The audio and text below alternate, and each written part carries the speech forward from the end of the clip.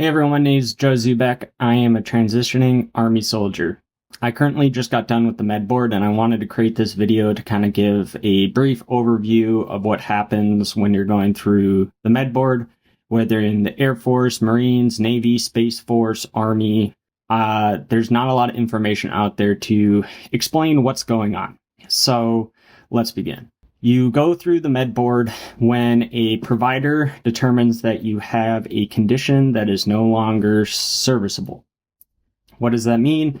It means that they go through your respective regulation depending on the organization that you're in, and they determine that your condition meets one of those criteria that does not allow you to remain in service. So whether you have multiple injuries, multiple conditions, multiple behavioral health concerns that are going on, they will only initiate based off of one condition. So you might be thinking, well, I have so much going on. I want to get everything that I can. I've gotten hurt multiple times. You name it. As long as it's in your record, it's going to be noted and it's going to be brought into the process. There's really not a lot for you to figure out and try and hand jam and say like you had multiple injuries, you've had multiple concerns, you've been to your doctor multiple times, and you want to make sure that everything is documented and ready to go. Well, the case may be that you have all those things going on, but that doctor is only going to initiate on one. For me, for instance, I had torn labrums in both hips that they did not want to operate on because I have rheumatoid arthritis, which I found out through blood work, which was one of the main conditions of me not remaining in service. So my one thing was my hips. So that's what started the process. What ends up happening is you'll be getting a call from a provider that is going to be like, hey, the med board has been initiated on you for this condition. Is this correct? Yes or no. When you say yes, they'll send you a bunch of forms that you got to fill out. The important thing is when you're filling out these forms is that you dictate every injury, every condition, everything that you think that you need to have put in your record on that form. If you do not do that, Veterans Affairs will not rate you, and then you'll have to get it at the back end and fight and try to get it. So it's very important that you take the time.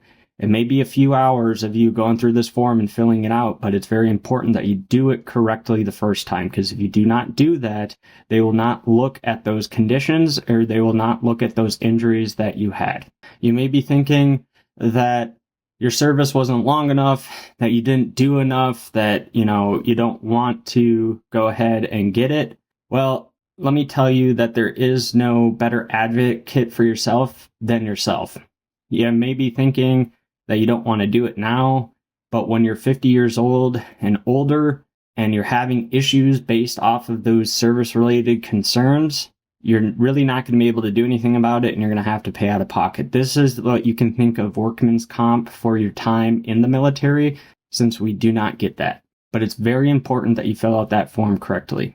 Next thing that they're going to do is they're going to send that up to your PEBLO, and your PEBLO is the person that manages your case. That case manager is then going to help coordinate appointments with the VA. And what you're going to do is you're going to go through these appointments. You're going to get evaluated. You may have one appointment. You may have up to 10, 15, maybe even more, depending on how many conditions you have and what needs to be rated and looked at. What they're going to do is they're going to compile all that evidence, and you're going to go to one main physical. And at that physical, they're going to ask you a bunch of questions. Mine ended up being 4.5 hours long.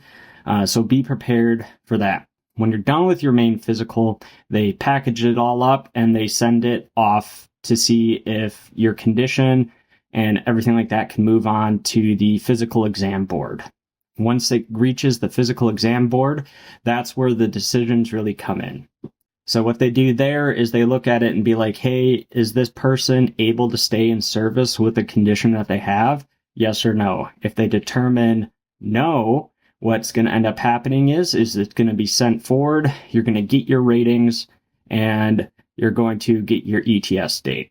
Now, it's very important to look through the regulations and understand what's going on. And if you want another video, I can try and make one and have it break down the regulation for you guys, so it's kind of nice and easy.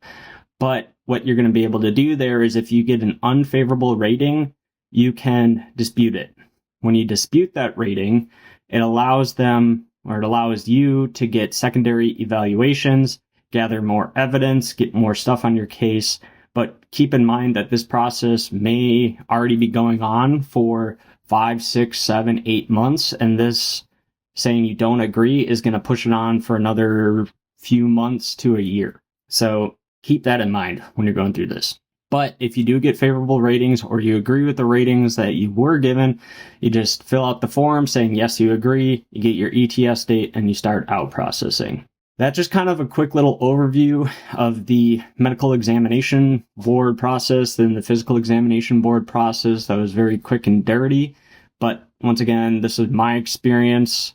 And if you have any questions or comments, please let me know and I will address them.